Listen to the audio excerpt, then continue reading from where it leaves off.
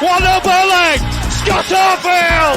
He's been threatening that recently. And all the Burnley players run to the Darwin end. Burnley win the next ball. Here's Rory now. On the outside. Decent. Barnes! He got it! Ashley Barnes with it! What a cross from Rory! And there was Ashley Barnes! And Burnley leading the derby. Knocks it quickly. Finds Benson in space at the byline. Can Burnley get a goal here? Back for Brownell. Saved by the keeper! Burnley won it to the end! That is magnificent! They deserve that! On by Paul Teller. Off for a hat-trick. He's got it! Hat-trick for Nathan Teller! Oh, he's on fire at the minute! 3-0 Burnley! It's Nathan Teller's day! And Burnley are 3 up here. Fantastic derby. Here's Benson. Can he go on the outside? Comes inside. Top shot. Oh, the goal! Manuel Benson once more! That is top class! Burnley have done it. Fantastic. Clarence deserve the championship title. They've been the best side throughout the campaign. Burnley have won the second tier. What a fantastic achievement. The players have been magnificent.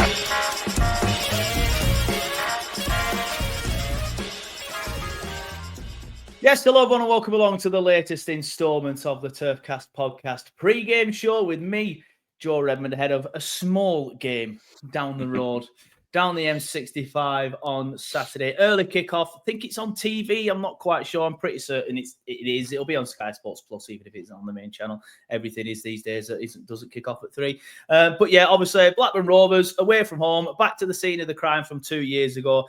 As you can see, you'll remember him from earlier in the season. I'm joined by Mark from the Blackburn End pod. How are you doing, mate? I'm all good. That intro's not got any better, I hear. No, it's not. It's not for you guys anyway. You know what? Funnily enough, some Burnley fans are fed up with it. They want me to change it just because someone says it's too loud and it's too shouty. It goes on too long, but I absolutely love it. I'll make you on if you want. You're all right, mate. You'll probably have something to do with David Dunn in there at some point. But yeah, it's funny that there's no commentary on there from last season. It's all from the season before, as you would expect. But anyway, how you doing, mate? You have a good Christmas and New Year? All good, pal. All good. Just back from Leeds today. It was a bit of a pain in the arse getting back, so I'm a bit knackered. But yeah, Christmas, all good. I'm a teacher, so I get 2 weeks off. So it's all good. There you go. Absolute life of luxury, you lot. But yeah, thank you for that today. That was good for us. Us dropping points at Stoke. At home against Stoke. I'm thinking Leeds, with all due respect, should beat Blackburn. That they're going to end up kicking on a little bit further here. We're going to end up getting too far, but then obviously they score late on. Then you peg them back. Quite funny, actually, because I was just going through some of the responses that I get on some of the tweets. And Martin Stevenson, shout out to Martin. I know he listens to all the shows. I tweeted something about Hannibal getting sent off, and he's put Leeds are winning now as well. And then a Blackburn fans responded about half an hour ago saying, ha, ha, ha, unlucky. And Martin's like, we wanted you to score. That's the perfect result for us. So thank you for that, mate. How did you play today, though? It sounds like it was a frustrating game, just not from your point of view, from the Leeds point of view. The Leeds fans are having a whinge on Twitter, as you'd expect them to. But yeah, presume you defended well and frustrated them? Pretty much. I did a preview with the lad from Leeds pod the other day, and he said, which I didn't realise, John Eustace has never been beaten by Daniel Farker. He's just got his number.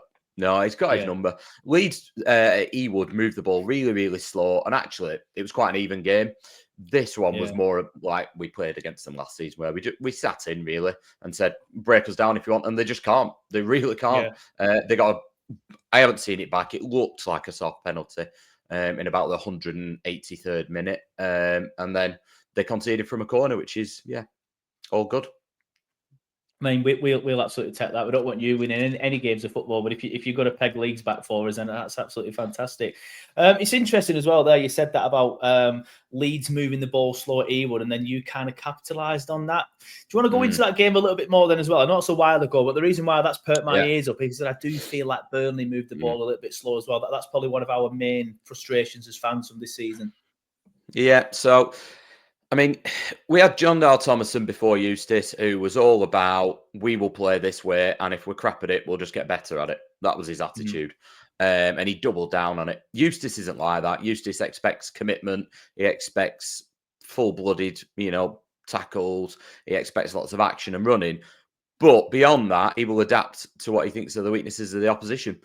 Leeds away, it was more of a sitting in, but Leeds at home, I think, could well be a similar game to yourselves, where if the game was there to be attacked, we will attack it, but we're nothing silly. We will defend with numbers, and if you've got the ball around, so Leeds were stroking the ball around their back four on about the halfway line. Crack on, it's going nowhere. Yeah. They were just going sideways, carried on, moving the ball far too slow, and it's easy for us then. And it feels very, very strange being a Rovers fan and thinking actually we're quite comfortable defensively. So we're not used to that at all. Yeah, it's interesting that I do think. I mean, we'll go into the game in a little bit, but I do feel like just looking at the two defences and the amount of goals conceded by both teams. You're on 22, which is considerably more than us, but that's not a slight against you. Like, everybody else is considerably more than us. We've only conceded 9 so far this season. You have, in fact, I was just about to say, you've scored more than us. You actually haven't. I'm surprised at that because we have struggled going forward, to be honest with you. But it's probably going to be a low-scoring game, isn't it? I think you play in a certain style, and that's my question rather than looking at the game itself. You play in a certain style where you're hard to beat, you're hard to break down, you'll frustrate teams if you need to, like you did to us at the Turf, like you've done to Leeds today. Is that a fair comment? Do you think you're more of a compact sort of side that will frustrate teams? Yeah, particularly away from home, we will go and sit in a little bit, not with no intent of attacking, but at home we're slightly different. What we tend to do defensively is the fullbacks come within the width of the box, and then the two sitting midfielders will just shuttle across and make sure there's no space for any number 10s and try and block the running lines from overlapping fullbacks or underlapping, whatever they want to do. And then we'll try and counter. But when teams come and they don't want the ball as much, we will change it up. It's not that we've just got one way of playing, but it doesn't surprise me we've scored less than you. That is our main Achilles heel, really.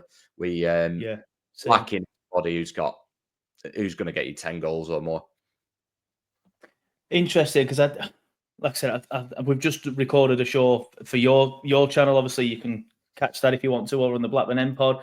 But I'm surprised to hear that you have scored less than us. But let's talk about your season so far then, because you were in 6th. I think you're now in 7th, just looking at the live league table. I'm not sure if, you are. Just looking at the live league table, obviously with West Brom beating Preston today, that's knocked you down. And we're recording this on Wednesday evening. Sunderland are currently beating Sheffield United, which is good for us, obviously. So that might keep us in 2nd as we go into this weekend. But talk about your season so far then, because you were tipped to be down at the bottom end of the table. You're obviously at the opposite end, knocking on the doors of the playoffs. Whether you get there or not, that's a different debate, but you must be happy with how it's gone so far. Absolutely.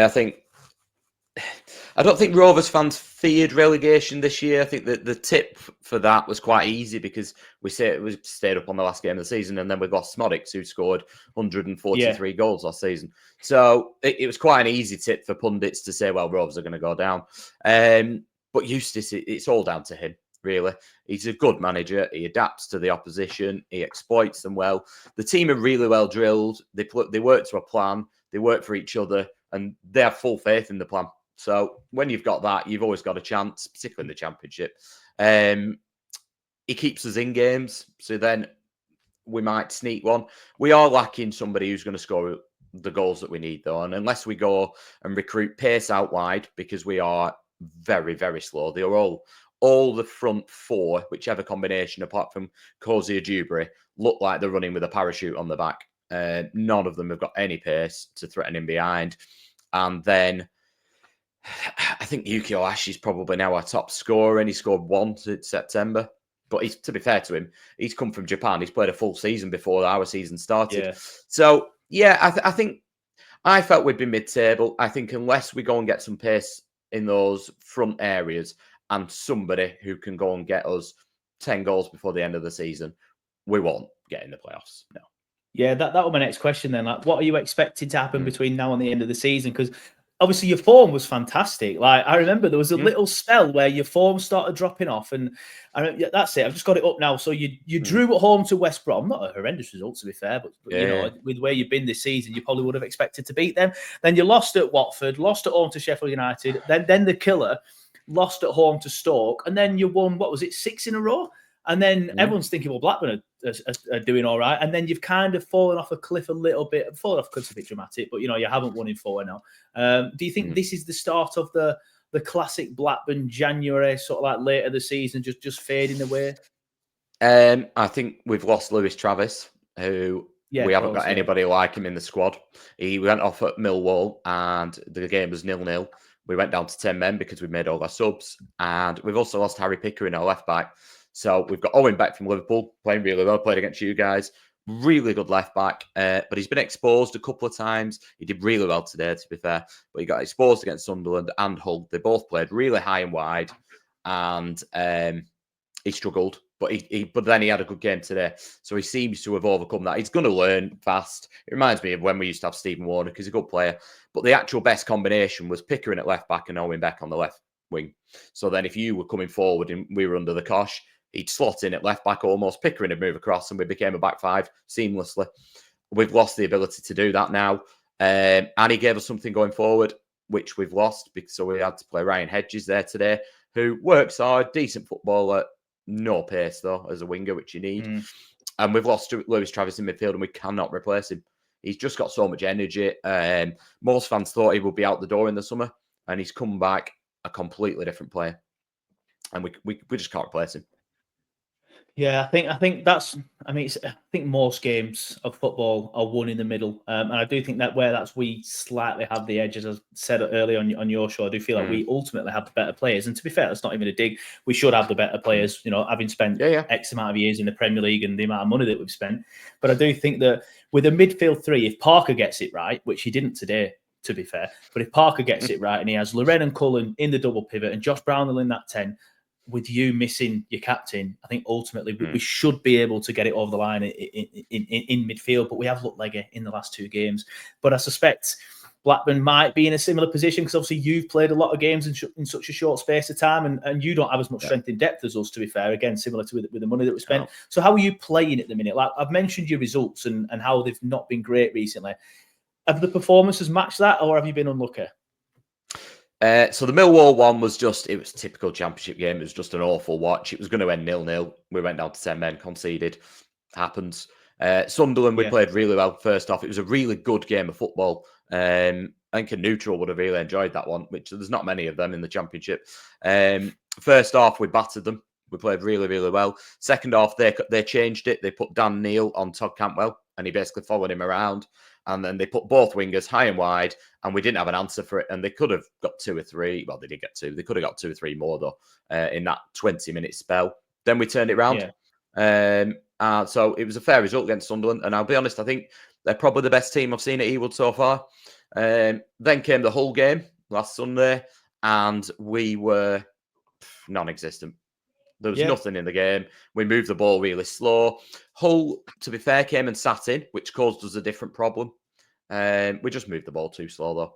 And then we've gone away to Leeds today. And I'll be honest, before today's game, I was really not looking forward to Saturday. I thought we're missing Travis too much. We're playing poor. But then today we've gone to Leeds and we've played well. We've done a job on them, but we have played well. My concern is we've not been able to rotate players. Cantwell was out with illness today. There's been a bug going around the camp. Excellent news. Most players have seemingly been taking about 10 days to get over it. And he's out today, and he played against Hull. So I don't know if he'll be fit on Saturday. Or Eustace is playing a blinder, and he does do this occasionally. And he's just rested. But yeah, we've put a lot of effort into that game today. That's my concern. A lot of effort. And you've managed to rest a few. We have, but then obviously we've managed to get a red card as well. And I think because we managed to, we changed it up. We dropped rested 4 players. Hannibal was one of them. He then came on, got sent off. So it's probably going to be Corley Orshaw playing, who played all of today's game. So then obviously you've only got 3 players rested in that scenario. But yeah, I do think Loren will come back into it. I do think Fleming will come back into it, and I will suspect Humphries comes back into it as well. I would have personally, I mean, not to have this debate with you because you don't give too shiny shits about this, but I would have personally rested Brownhill, even though I love him and I think he's been playing really well, just so he's fresh for Saturday. Just so I don't. If someone had said to me, lose against Stoke, beat Blackburn, I'd be like, yes, thank you very much. Off you pop, I'll have that. But yeah, frustrating day at the turf today. Anyway, well, you mentioned earlier then like your style of play and stuff, but sometimes you do things a little bit differently. Explain to me how you play at home. Because obviously the game on Saturday is going to be on your home turf. So I'm expecting you to sort of like step onto us and you might let us have the ball. I think that does suit you. So you might let us have the ball, but I think ultimately when you're in possession, I think you will try and transition quickly and get forward again, and then hopefully leave a bit of space at the back that we can exploit. Well, some of it's by design because of Eustace adapting to how he thinks he'll get the most out of the team and exploit the opposition. Some's by accident because we've got Hayden Carter out. So we've got Danny Bart, who's 36 at centre half with Dom Hyam. Neither of them are blessed with pace. So we, very similar to how you used to set up under Dyche, to be fair, when you had Tarkovsky and you wanted everything in front of them. We kind of do that. So we play within the width of our box. We don't want them too far up the pitch because if the ball gets in behind them, they're going to struggle. Everything in front of them, they're quite comfortable at defending. We have Tronstad and it'll probably be Lewis Baker. We're playing the holding midfielders. They basically shuttle across, block the spaces. Tronstad is a very, very good player, to be fair. A lot of the work will be underrated. Just walks around, just seems to know where to be. But he's missing Travis, who's got the legs and the energy. Baker's doing okay, but he's not been really getting in even before this, but he's probably more suited to a number 10 role. Obviously, played with Lauren at Stoke. His instincts aren't quite there in that defensive midfield role, so I worry about that a little bit. But then we've got a front four of, Ohashi's gone off today and he left the ground in a boot. So we've got Harry Leonard, who's a young lad who looked lost today, came on, and then he ended up bringing him back off. So it'd probably be Maktar Gueye, who is just as likely to stick one in from 30 yards as he is miss one from a yard out. Yeah, I mean, he frustrated us at the turf simply because he's the guy that played in there, the big guy. Got sent off. Yeah, that's right. Yeah, but he were all sort of like bulldozing him. He just couldn't handle him. He doesn't look like he has a lot of technical ability, but he will absolutely go through you. Yeah, not in an illegal sort of way, even though he did it. Yeah. I don't know if I don't know if he knows quite what's going to happen, to be honest. He's an absolute bundle of energy. It's always got a smile on his face. I like him, to be fair. But he's not the most technically gifted with the ball at his feet. No, he is what he is. But yeah, I think, to be honest, against you, we'll probably play in, I think that the new world terminology is a mid block, but we'll let you basically have the ball, pass it around until you get to about the halfway line. But then when we engage hard and fast. So we will get stuck in. You know, if you're getting the ball, we won't want you turning at us. We've got players who are fully committed. Owen Beck will get really tight to the winger and we're not wanting to run at him. So not afraid to put the tackle in and stick someone on their ass. Gay will be there to go and probably try and bully your centre halves a little bit, see if they like a physical battle. I think it's Esteve he particularly tried to play on last time. He fancied his chances against him. And that's where the goal came from. I mean, I don't think that was stuff they worked on the training ground. I don't think they quite worked on it being a world-beating goal from 30 yards out, but that is the way that they were playing.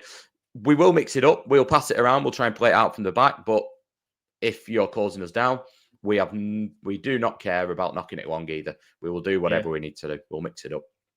Yeah, it's interesting you said that about Esteve. I do think I might be biased, but I genuinely believe he's the best centre back in the Championship. He's so good, and he's been absolutely fantastic. And yeah, I think he won the header, and then it fell to I can't remember who scored the goal. Vyman, that's it. And then obviously it's just hit and hope from there, really, and it somehow goes in the top corner. So I mean that will be a good battle, obviously. You've mentioned you've not mentioned weak links as such, and don't worry, Scott Parker don't watch this, so you can tell me all your weak links as much as you want. But one thing you have criticised Blackburn for is lack of pace. Is that how Burnley will get at you at the weekend? Maybe in the wide areas.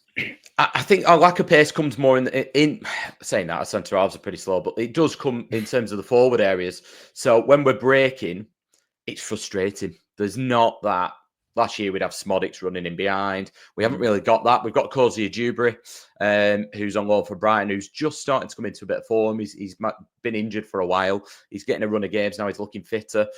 I'd like to see him play, if I'm being honest. Dolan's bang out of form at the minute. But yeah, we're just lacking those legs. So today, it was quite painful going forward. We were just having to constantly turn around and knock the ball back. In terms of how you're going to get at us, I think it's those wide areas, yeah. I think if we try and defend the width of the box, so if you go high and wide, it's a big pitch here, but it's really wide. Really? I worry about the pace. If Sunderland went high and wide and put both their wingers in the second half, almost playing with 4 up front, and they were hugging the touchline at either end, risky, but for 20 minutes we couldn't handle it.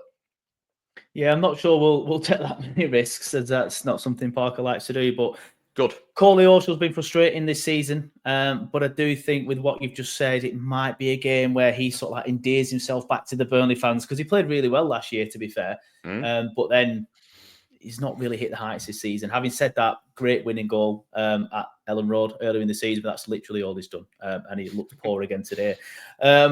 You said earlier, coming into today's game, that you were getting a little bit anxious about Saturday, but now you're feeling a little bit better about it.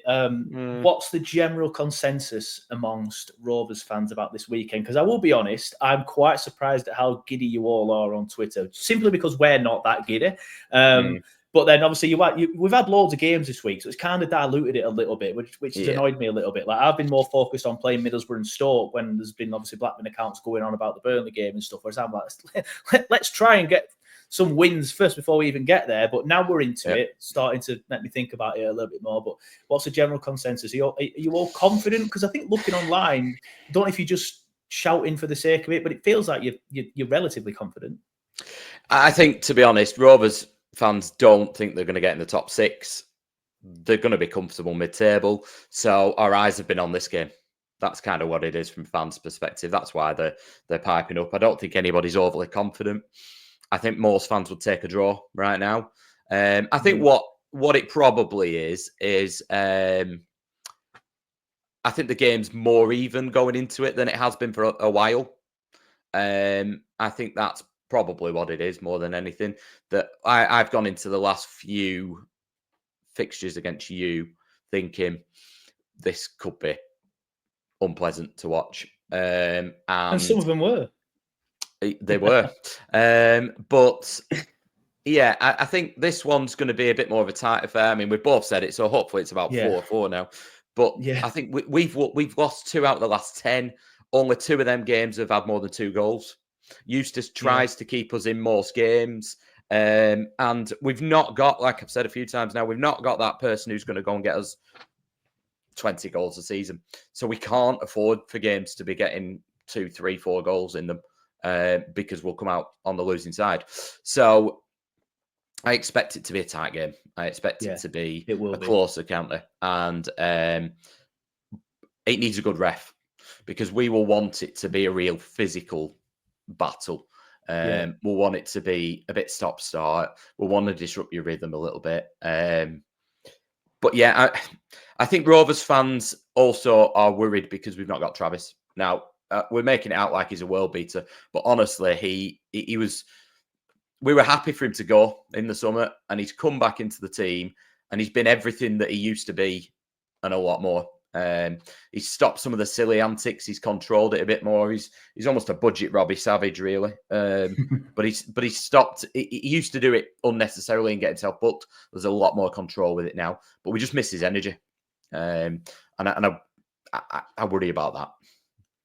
Yeah, like I said earlier, I do think that can play into our hands a little bit. Not to put you on the spot or anything. Again, you might not have watched much of Burnley so far this season, to be fair. But what are your thoughts on, not Burnley as a club? I think we all know that answer. But what are your thoughts on sort of like how Burnley play and how Burnley do this season? Is there any areas that you look at us and think that's somewhere where they could really get at us.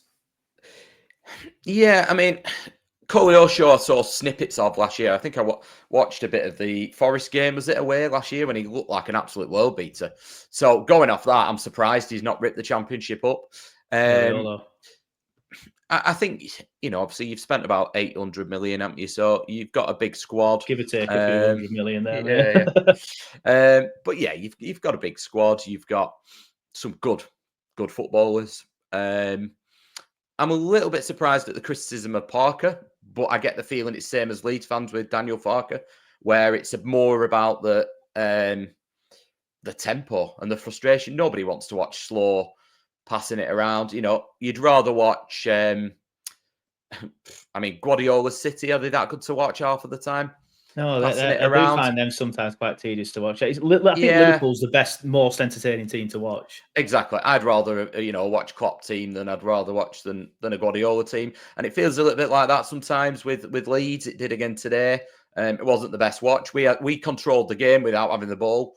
And I think if you quicken the pace up and the pace in those wide areas, that's where you could get at us. If you move the ball really slow, that'll absolutely suit us down to the ground. Yeah, I do worry about that because we have been known to move the ball relatively slowly in many games this season, including today at home against Stoke. And we've drawn 0-0 7 times this season, mate. And in every single one of them games, it's because we've been moving the ball too slow and not getting it to the final third enough. And even when we get it to the final third, in a similar issue to what you've got, we just don't really have enough players up there that will get you 15, 20 goals a season. Anyway, we're hitting half an hour. I didn't think we'd get that far, to be honest with you, especially when it's in the second half of the season and I'm using the same people that I've already used and that you don't want to ask the same questions. Do sometimes struggle to get into the half an hour mark. But we'll start wrapping up there anyway. But obviously, before I do, predictions, please, mate. How do you think the game is going to go? Like what you said, you want it to be a physical battle. Do you think you'll be able to do that? And what sort of score do you think it'll be? I do. A lot will depend on the referee. If the referee starts handing cards out early on, it'll be a very different game. If it's a sensible referee, then I think it could be similar to the first game. Exist? Well, exactly. I think we'll look to do what we did against Leeds in the home game. I think the fact that we've just played Leeds helps us a little bit because there's not much time to prep, but our prep will be very similar. The way that we'll set up will be very similar. So that helps a little bit. I think we struggled against Hull because we'd set up one way against Sunderland and it was a completely different game against Hull. And they'd clearly no time to prepare for it. You could see that they struggled. I expect us to do what we've been doing most of the time. We will sit with our back four within the width of the box. Our two sitting midfielders won't adventure too far forward. We've got some injuries, so we're not going to have too many surprises. I'd like to see Cozier Dewberry start, but I suspect he won't. I suspect it'll be a very similar team today. Cantwell's out with illness today. Whether he's back or not will make a big difference because he's not got many goals or assists, but he's usually involved in our best moves. Whether it's just quickening the play up, just that touch of class every now and again. But Sunderland did a job on him in the second half. So it's whether you're arrogant enough to leave him having the freedom of Ewood Park or whether you want to do a bit of a job on him. If we get in front, then I think we could hold on to that lead. We are very good defensively once we're in the lead. I think we'll make it quite physical. I don't think there'll be much in the game. I really don't. I think it could be very similar to the first game. Although, had Lewis Travis being any other player that we had on the edge of that box, it could have been 2-1 even with 10 men. So, yeah. Massive shout out to the linesman as well from that game and the game at home against Preston. Thank you. It's the big paycheck, mate. We just brown envelopes. That's what it is, apparently, according to some of the EFL fans on Twitter. Do you want to let people know if they want to go over and hear some wild theories where they can find the Blackburn End Pod, please, mate? Don't know what wild theories you mean. I mean, all the information we put out is absolutely accurate. It just might be geared a little bit to truth bending. I think is the best way to say it. It's truth bending. I've never sat down and listened because I don't mean this. I realise how horrible this sentence actually sounded. Obviously, talking around. I've never actually sat down and listened to one of your pods, just simply because it's a Blackburn pod. So why would I? But obviously, just going off some of the stuff I've seen on Twitter, that's all. I would just call it not necessarily a lie. I would just call it a bending of the truth, which I think is fair. Skewing it to do a bit of fishing. Yeah, to be honest, on the podcast, we, myself and Mike, we tend to be, I think we like to think we're quite balanced. We don't get too carried away. We might do post-match for about 10 minutes, but yeah, generally speaking, you try and see both sides of the coin, don't you? But yeah, it's the Blackburn End podcast on all good sites and some crap ones as well. We may well do a match reaction. We may well not, because I might be visiting the public house after, and that's probably not the wisest of moves if I then go online. Either way, because I might say something that gets me in trouble. Yeah, well, I won't mention what your job is. In fact, you said it. Did you say it on air earlier? I think I've slipped up and said it on air. Yeah, so I understand that. One of the lads actually on the full-time show has that job as well. I won't say it just in case it was off air. So I completely understand it. For someone who's an experienced podcaster, just do the stuff the day after, mate. That's why I leave it to Sunday. That's why I do my reactions on Sunday. So yeah, but we're the same. The chances are we will be doing a full-time show. I'm not sure if we're going to do it if you, Tom, because if we do a live stream on Sunday after you've ragged a 1-0 win, for example, and not deserved it probably, it's just going to be full of Blackburn fans in the comments, and I haven't got the time to sit here or the energy to be blocking them all, which is what I'll be doing. So yeah, I think we're similar. I think we might just bite the bullet and do it anyway and just have a laugh, but we'll see. But yeah, thanks for coming on the show, Mark. It's been a pleasure. Second time this season. Obviously, we managed to get Dan on a few times before Dan sort of passed the baton on to you. So hope you've enjoyed it, other than the intro. But this is a bit where I normally say good luck for the rest of the season, but after Saturday. But I won't even say that, mate. I hope you have a horrible rest of the season. I wish you nothing but success in your life, mate, but not for the football. Thank you very much. The feeling is very much mutual. And I hope we're playing you again next season and we'll have another chat then.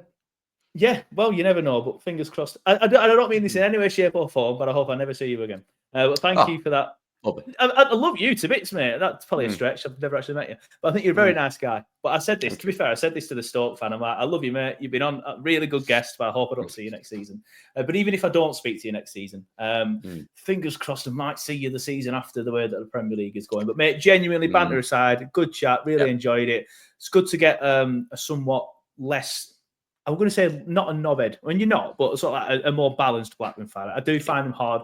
Do find it difficult to find one. And I remember when Dan said, "I'm not doing it anymore. You have to find somebody else." I'm like, "Well, who do you recommend?" Because there's sometimes you get some ones that just want to give you grief all the time. But no, thank you for on, mate. It's been a pleasure, and genuinely, you have a great 2025. Thank you very much, bud. And same to you, but absolutely not in terms of your football team. I hope they crash and burn spectacularly. Cheers, mate. No worries.